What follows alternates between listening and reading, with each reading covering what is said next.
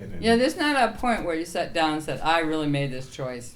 And even about being a spiritual aspirant or not being one, there's no point where you just said, yes. Yeah. Yeah.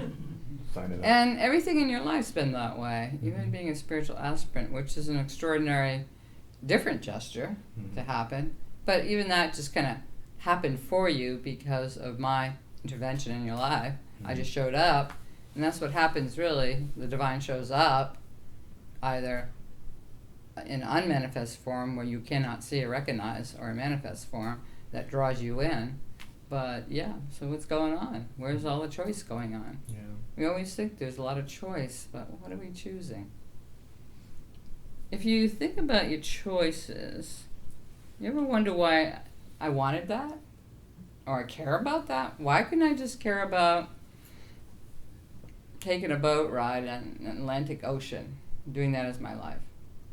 Why does that choice never even appear? Yeah. And mostly all the choices about just whatever's around you, you're choosing. Oh, I guess I will choose watermelon because it's there.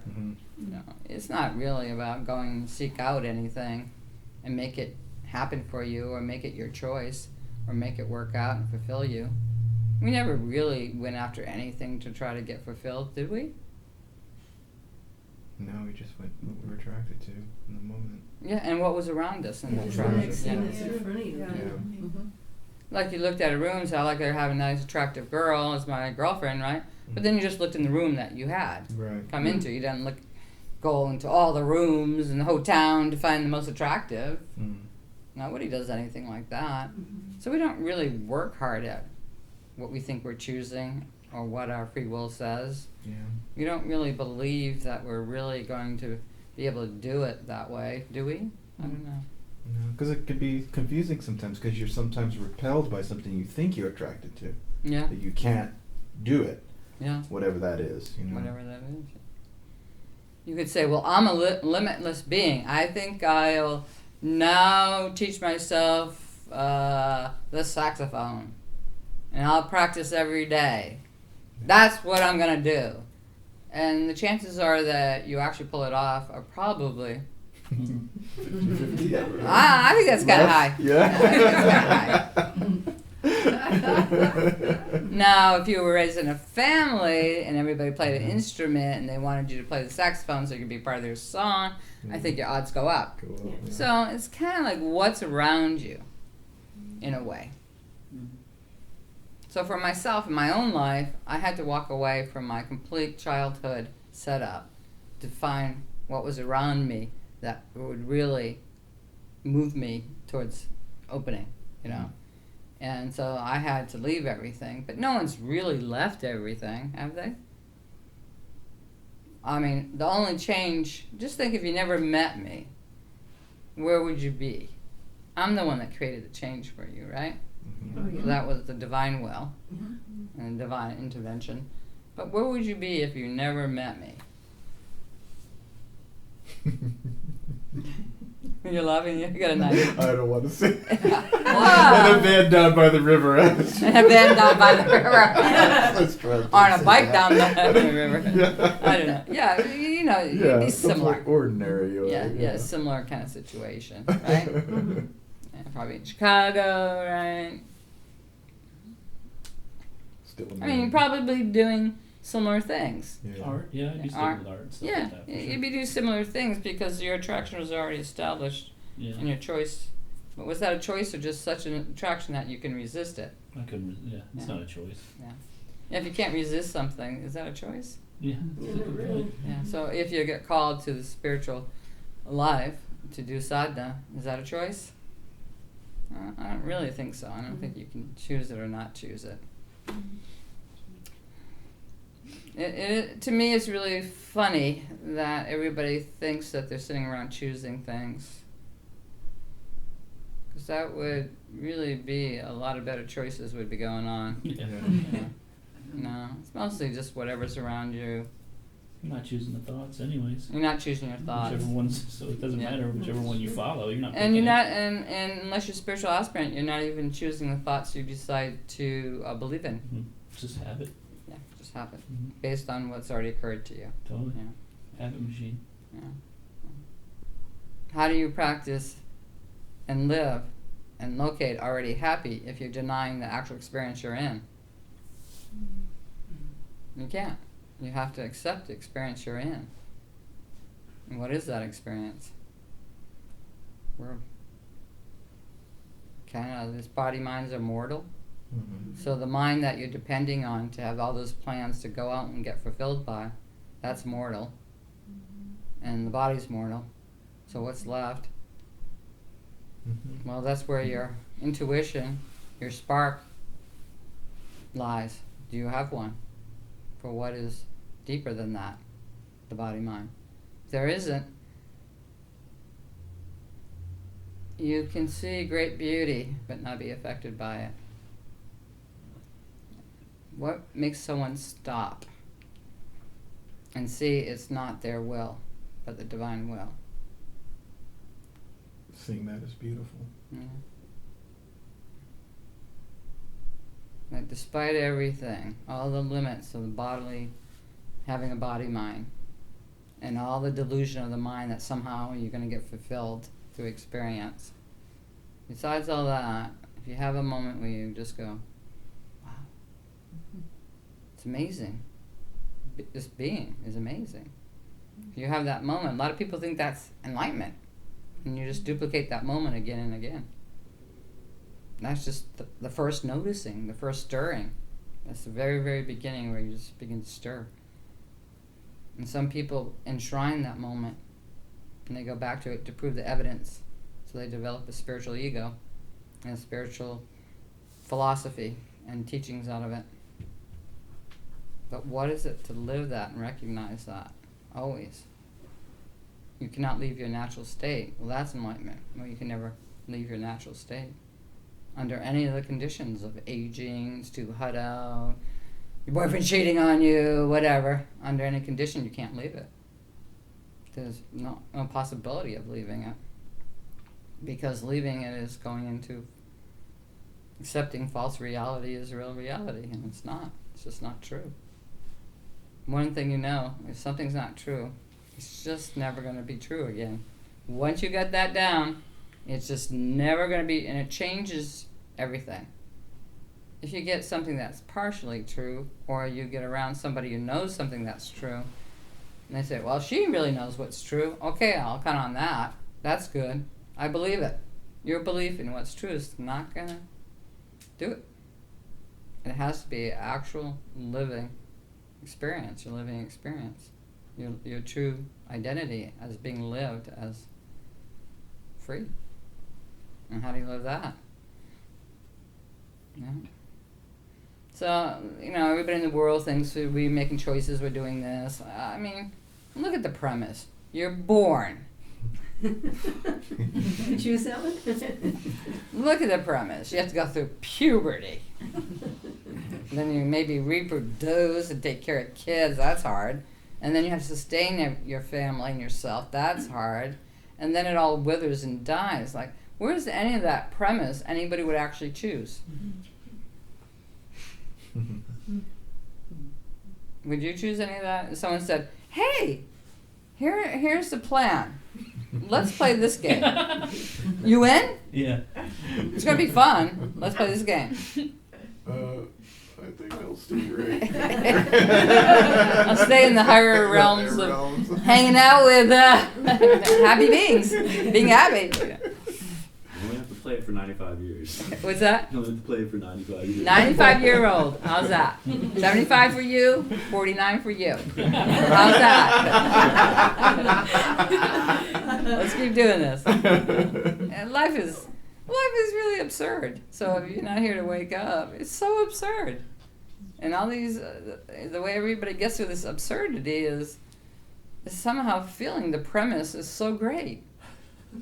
But nobody really likes it. Nobody likes any of it.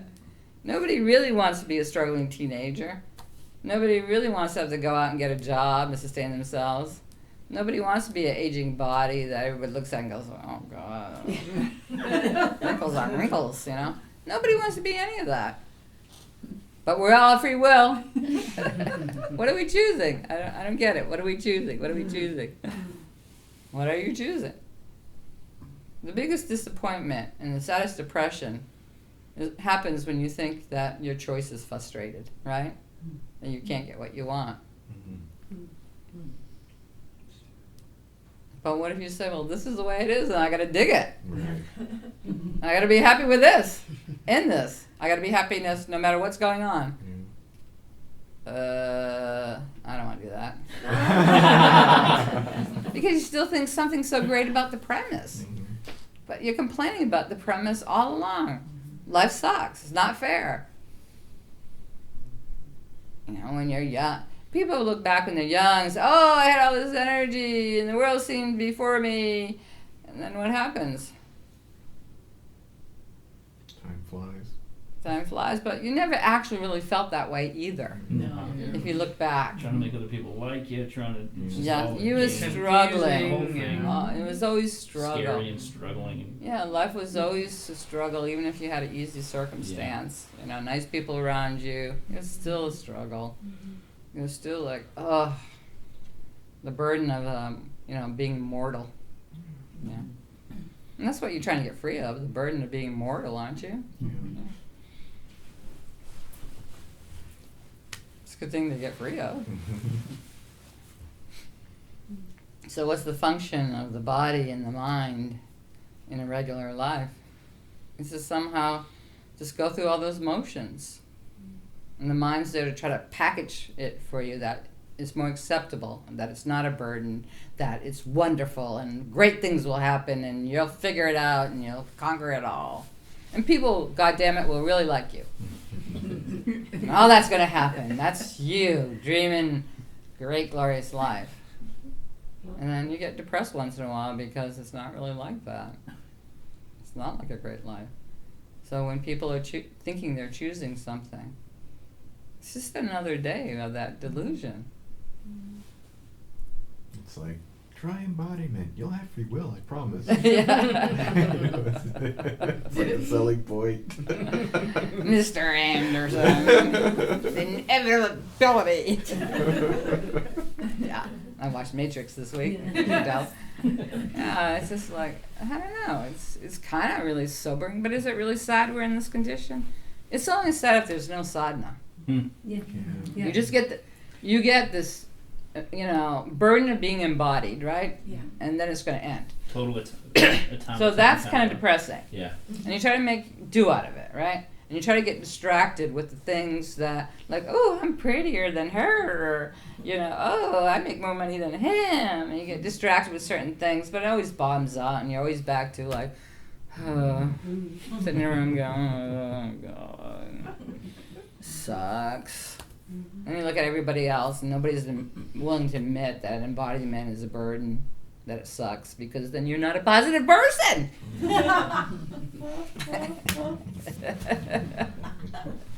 gotta be positive about this. You gotta dream big. You gotta go for it. Like when anybody tries to get spiritual so they can have the life that they're meant to have, I always wondered, like, what is that life they're meant to have? They're already in it. They're already in it. You already got it. You already got it. It's just embodiment. You get up and eat breakfast, go to the bathroom. That's it. Every day. You eat, you sleep. You do some kind of work.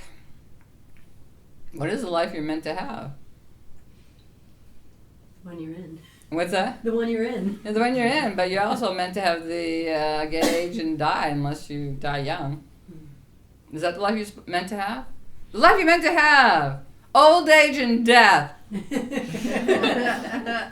Arthritis. I don't think anybody will go to that website. If that person shows up for a conference, nobody will tune in. It's just not that fun. Yeah. Well, you see little children, they're not worrying about how they're going to get fulfilled, but they're suffering embodiment the same way you are. Mm-hmm. But they also still experience joy. They're not mad about everything yet.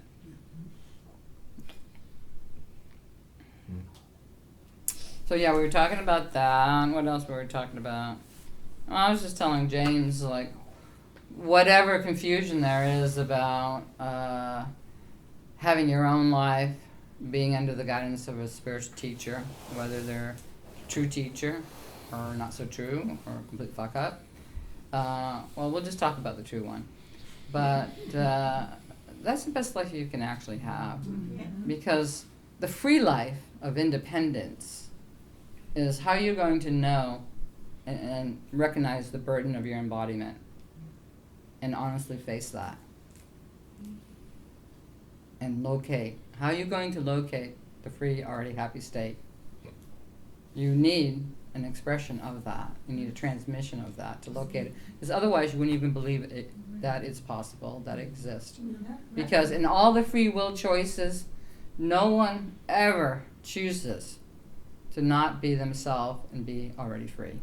I don't want to be this identity with the body-mind mechanism. Nobody ever chooses that. You think you would choose that immediately. Yeah. Say, well, everybody suffered an embodiment, it's difficult, it's always going to be difficult, you're going to age, you're going to die. That's it. So, by a free will, I'm not choosing it. Choosing heaven. It's inevitable. You don't have a choice, which makes your free will even more frustrated, doesn't it? Yeah. Makes you more mad. Yeah.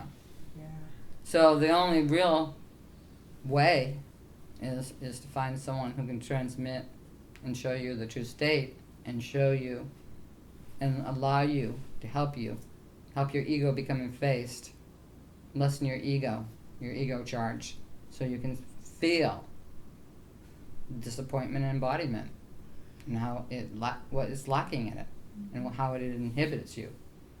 So you can actually see that instead of it's the actual expression of your fulfillment. It's the means and manner of your fulfillment. You can actually begin to notice that there's a big burden to this. There's a big payoff to this. So is this actually the means to my happiness? This embodiment, identifying with the body-mind.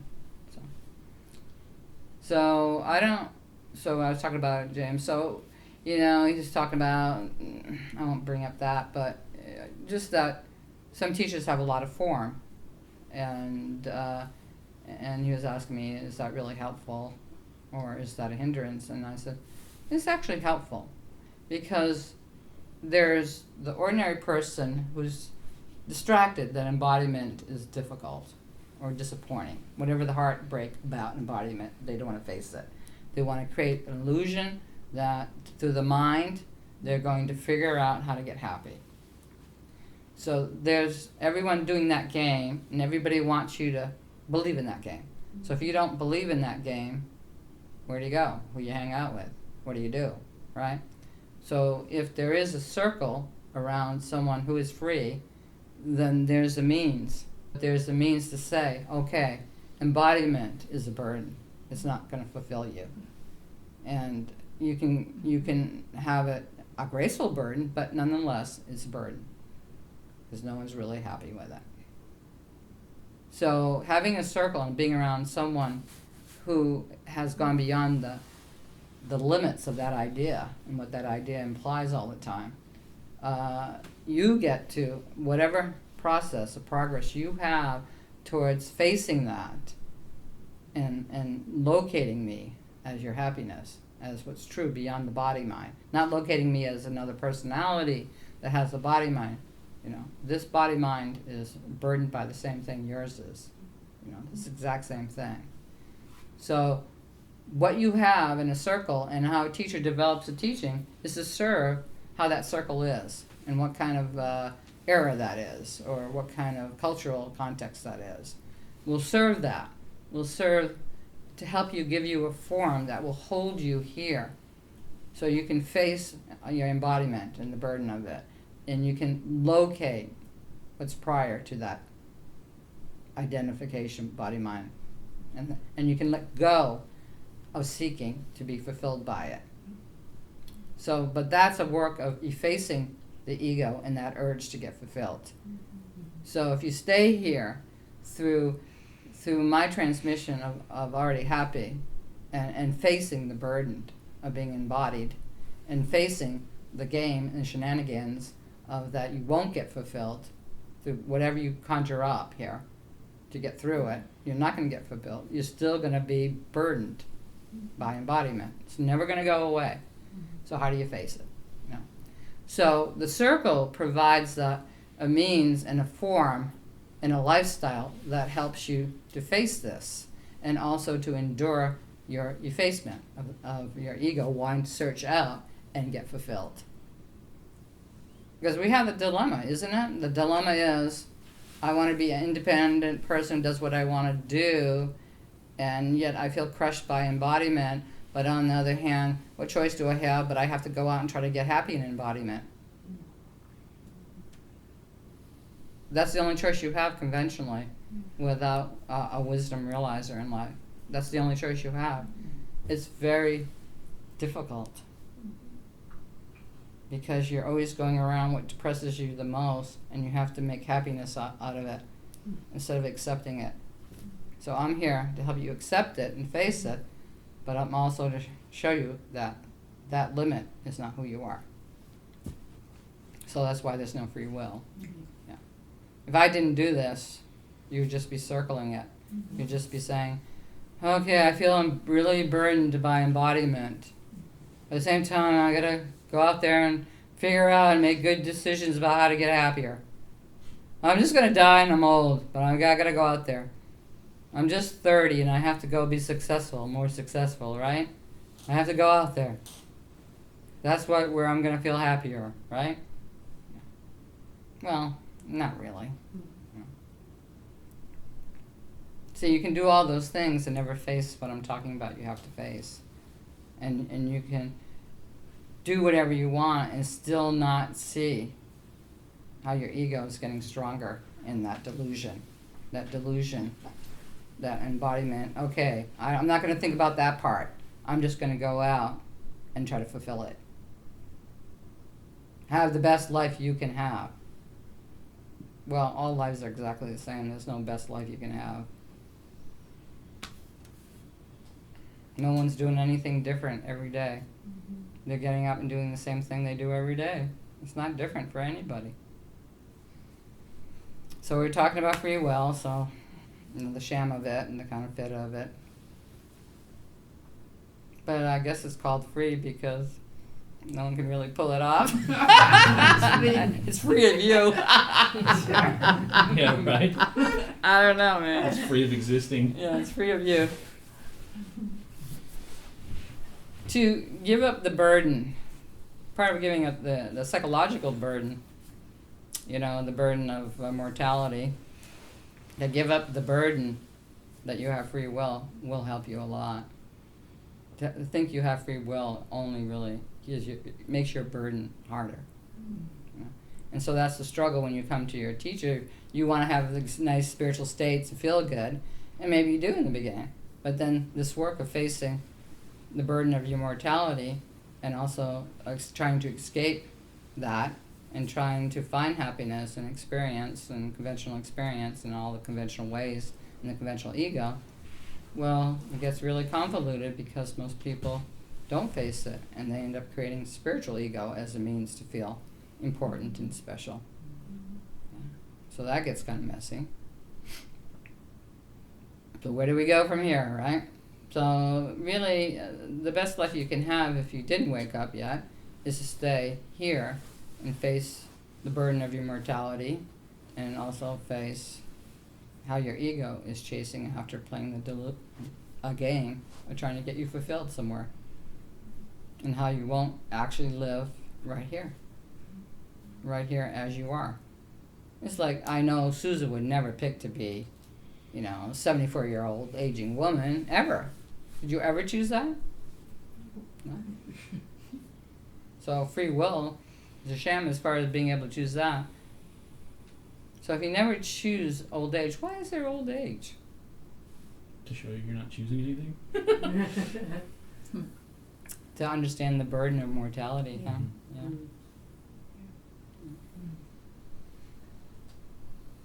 So here we are, burdened by our mortality, and nobody ever will say anything about it. It's hard living.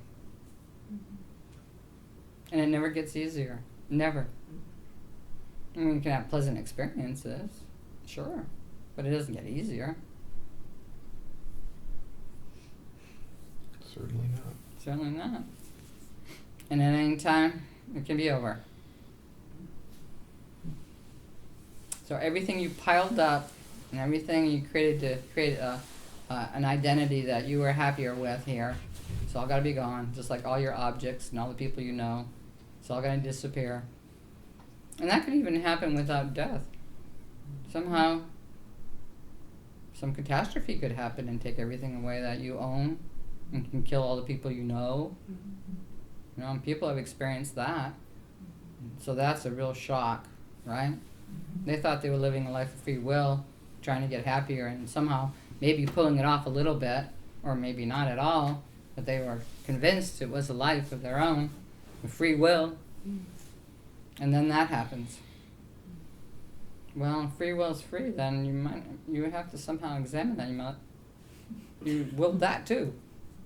You can let the divine take the blame and all the credit, or you have to have your own ego take all the blame or all the credit. The thing about the ego, it just wants all the credit, doesn't want any of the blame. Or the divine will take the blame as well.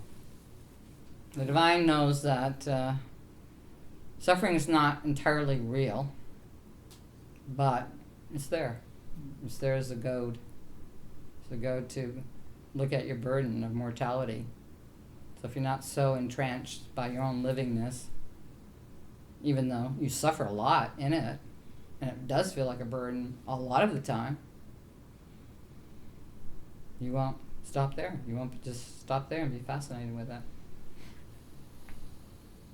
So we talked about that. We also talked about with James today, and like I said, we talked about the value of the circle, the value of the presence of the guru, and the guru is the one that knows how you're doing. You know, the ego wants to win at spiritual life. So if you go around thinking of yourself, communicating with others, you know, that you're a spiritual winner, well, your work's not going very good. It should be a series of difficult acceptances. You know, it should be a whole movement of learning that you're in a really humble position. We're in a situation where anything could happen at any time to, you know, to disrupt our mortality, and then even while it's nothing terrible is happening, our mortality is difficult. Ask anybody in a 75-year-old body what it's like to be in that body. You get used to it after a while, but you could ask her what it's like to be in a teenager body. You get used to it after a while, but it's disruptive. It's difficult. It's not just, oh, this is good, I like this. The only thing anybody likes about being in body is having an orgasm once in a while and a poop, right? Maybe a cup of coffee. Ice cream. Well, that's food. Yeah, there's not much to it. So we're never really in love with that embodiment, but your mind has convinced you that since you have to endure, let's make it a game of how special and wonderful we are and what we can win in it. But if you have to face that you actually are here, that embodiment is difficult, then that makes you humble, and it makes you compassionate, and it makes you cooperative with others who are suffering. And those are some good spiritual attributes to have along the way. Any questions about this? Or? Oh, I got a little clap. Yay! All right. You guys are sweet. You put up with each other. We're here to the end. We're here to get through this. You're here to, I don't know how anybody feels like how they're doing, excepting you went through a lot of cancer and physical suffering, and you feel like that embodiment is a burden. Yeah. And you feel that the mind is helping create a burden, Absolutely. a psychological burden to the already burden. Mm-hmm. Yeah. So So the mind's not problem solving it, is it? No. It's just adding more burden, a psychological burden to the already burden that's here. it's always shifting. So your struggling with attention. your old age and your symptoms, and you struggling with your cancer, Mhm. your mind can really inflict a more burden with all its psychological entitlements and justifications and anger about it. You know? This So is mind can't solve this. The heart can solve it. Well, life just happens spontaneous. It's freely happening, freely given. It's not something for you to manipulate and control and make. It's not like that. Look at everything that surrounds us. We don't have anything to do with that just arising. We're not controlling any of it. Maybe we have something to do with it arising in the sense that we're all directly related as who we are as beingness, but as a unified field of love, but not as a personal one, you know. The personal one is always trying to control. And what they're trying to control the most is the sense that this terrible dilemma of embodiment, that they can throw that off and really be fulfilled, all the while experiencing how difficult embodiment is. So if you were going to have the life you really meant to have, the really good life, what would that life be? You would never age. What else would be good? You could eat anything, didn't gain weight or get sick. What else? Body never hurt. Body never hurt. Well, it has to hurt if you do something. You know, like you're in the fire, because then you'll do a lot of dumb things. Be careful. Yeah, yeah. You don't want to be too invulnerable. You might not even live at that point, right? Marvel. Yeah, that's kind of annoying character. Yeah. So what could it be if you had the life that you were meant to have?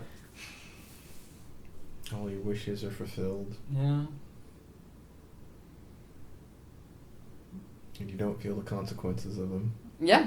Like there's no consequences. Like, you know, Aladdin, you have the wishes, but there's always consequences. So you have to be smart enough to outsmart the genie and figure out how to not have any bad consequences with your wish. So if you're smart enough, here's the mind, says it's on top, but any wish that you have is still not going to deal with that you're embodied in. It's difficult. It's never going to deal with it. And most people, it's just so ordinary, isn't it? It's just like, if I'm having the life I really meant to have, I would get more money, and I would have another child, or whatever. It's just so ordinary. Yeah, and billions of people have done it, and it didn't solve anything, and it didn't really distract you. But some people become more capable of being less aware and less feeling as they get older.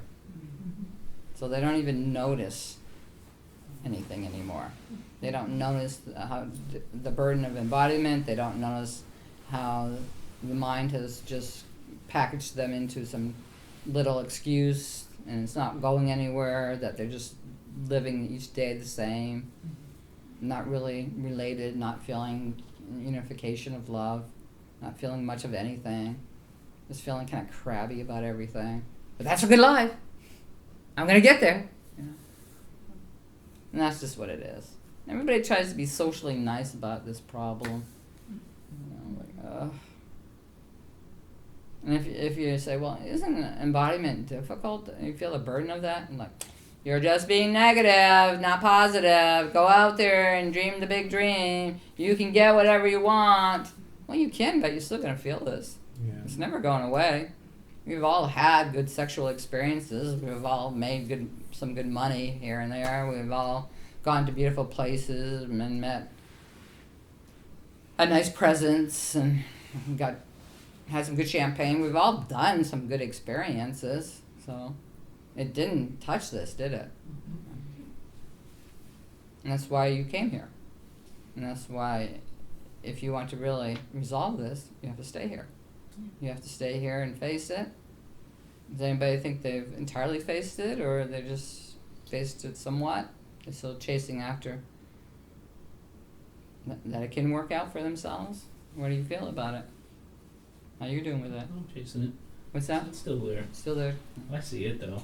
Yeah, well, that's why you stay in the room. Mm. Because there's support to see it here. No one's going to get mad at you if you see it. Yeah. Real freedom.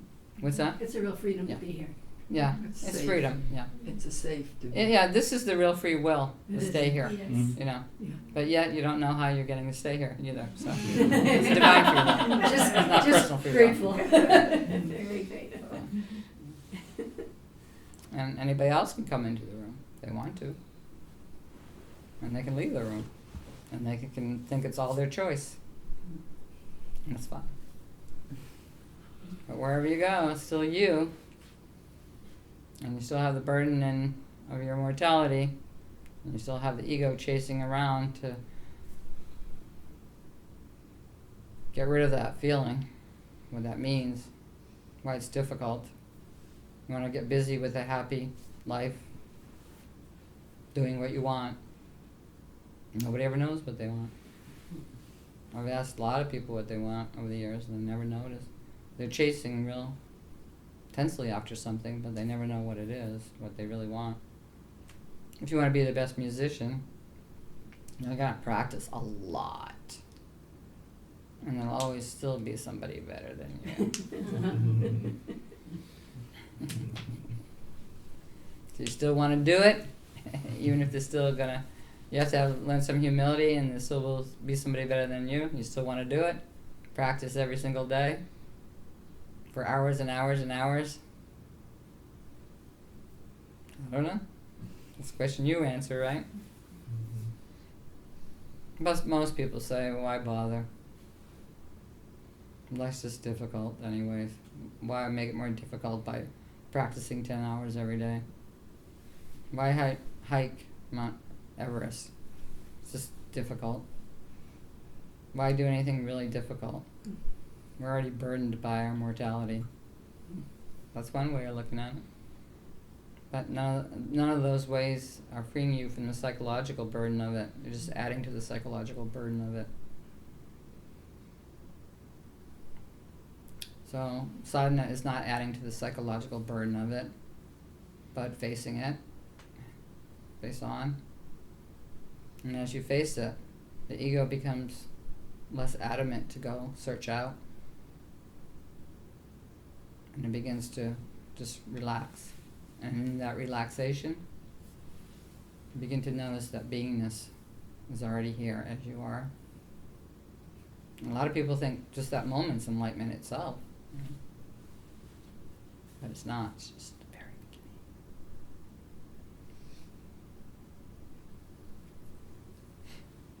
People have a good experience, whether it's a glimpse like that, or just a good experience in life. They want to hedge it in, own it, possess it, tell everyone about it. Because doing all that somehow relieves the sense of your mortality for a little bit. But then it becomes a difficult psychological burden to carry that around with you all the time. And have to put it out and have people admire it. That becomes another level of psychological burden. So you want to free yourself of the psychological burden of your mortality so you can actually face your mortality. The burden of it. I don't think I've ever met anybody ever talked about just feeling that the burden of being mortal. No one ever talks about it. I don't think I've talked about it in this particular way yet, but it is. And it's obvious that we're old, it is, but it's obvious when you see other people who are not advanced in age how they're suffering it as well.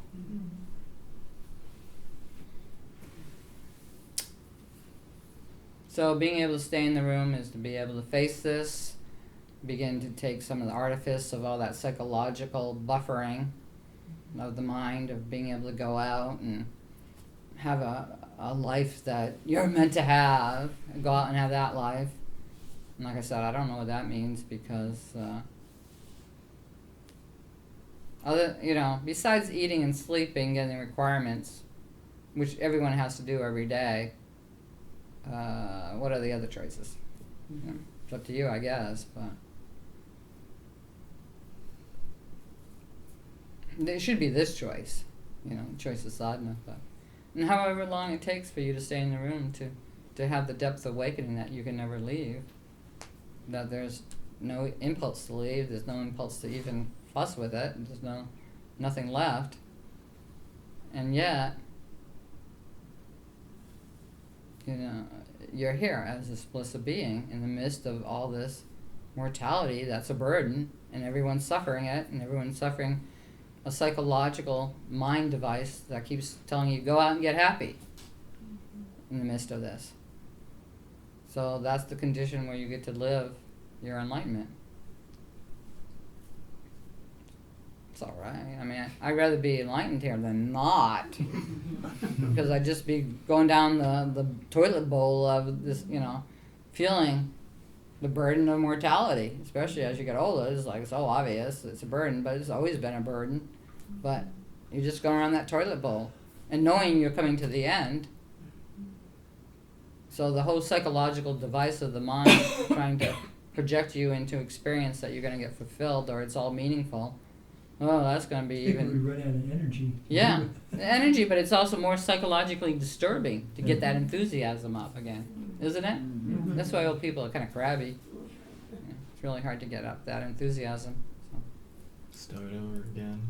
Start over again. So there's no free will, it's all divine will. And if your sadhana takes a long time to really understand this, what we talked about tonight, it's going to take a long time, but it's worth it. What can you do? Go out and create your own life of free will. What? What are you going to do? The burden's still there.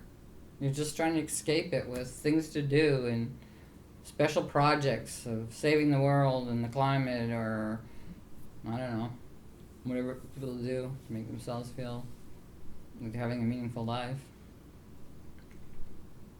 You don't have to have a meaningful life. You have to accept the burden of your mortality and what it means. You have to be able to locate who you are when you recognize that burden. You don't want to locate who you are. It's not a very good game to locate who you are, and just have not deal with the burden. Because as soon as you have a nice experience of the self, the burden's still there. Mhm. You gotta understand that burden. Then you will make your spiritual glimpse, your location of feeling the bliss of being, into everything. Until you'll make it really special. Because you're using it as a psychological device to deal with the burden of your mortality. So you still haven't gotten to it. That's why a spiritual path is kind of tricky. I put 40 years in, I should feel a lot better than this. If I just go around and tell people I put 40 years in and I know all these spiritual concepts and I had a glimpse, and I'll keep that glimpse in front of myself and everybody else,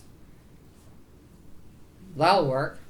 But that's still because you have a psychological burden that you haven't dealt with, which is the one the mind's created about the burden of your mortality. It's still there. It didn't go anywhere. The mind is actually creating an illusion, so you get fooled by it. Yeah. That's why your guru can help you, because the guru says, no, that's an illusion. So when you get fooled, I say, oh, you're just fooling yourself.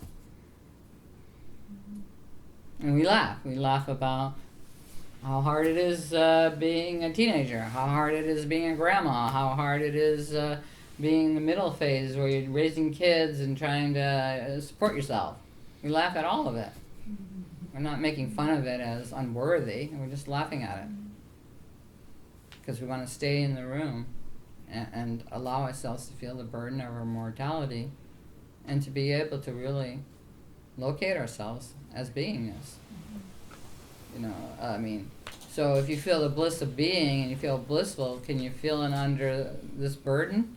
Can you feel it when all your joints hurt? Can you feel it under any condition? I don't know if you can feel it, but you can know it, and it can be true of you.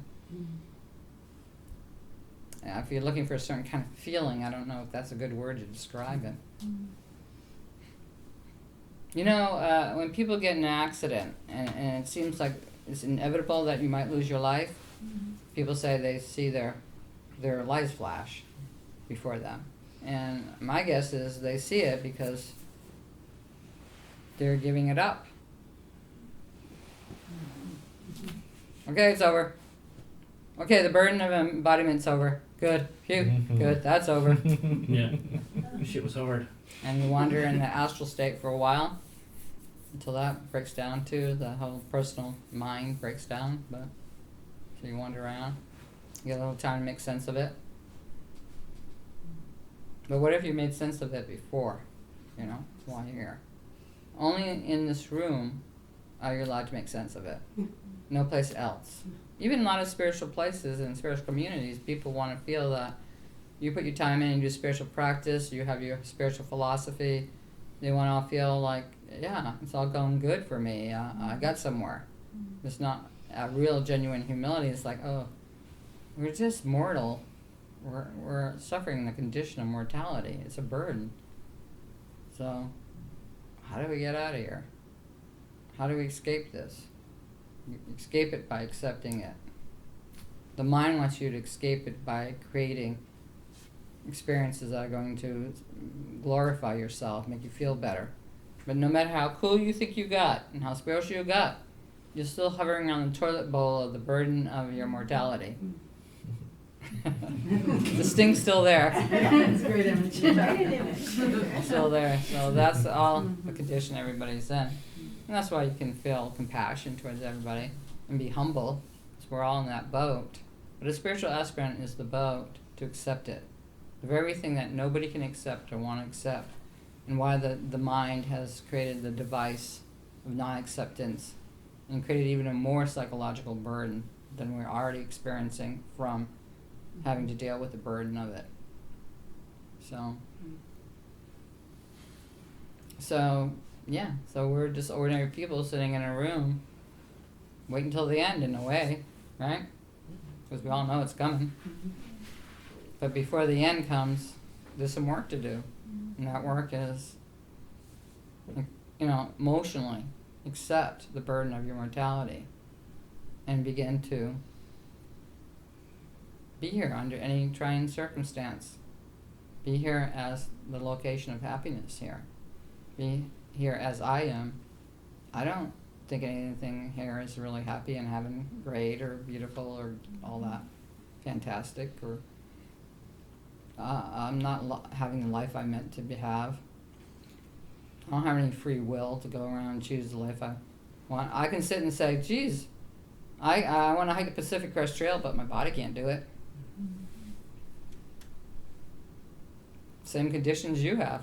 Whatever condition you have. I can't do it because I got a full-time job. I can't do it because, whatever, right? We all got those conditions on us. We got the conditions as well as the burden of our mortality. Conditions of life as well as the burden of mortality. That's a lot of odds stacked against you having this fantastic dream of having this incredible life that you can dare to dream. That's a lot of odds stacked against it. Which is a good thing. Might get you more humble and reasonable about what's going on. What do you want to be going on? So, if anybody else comes in this room, they want to stay in the room, they're welcome. But this is what's going on here. It's pretty humble. It's not flashy. No one's running out to celebrate how spiritual they are or starting classes of yoga or whatever. We're just staying here together.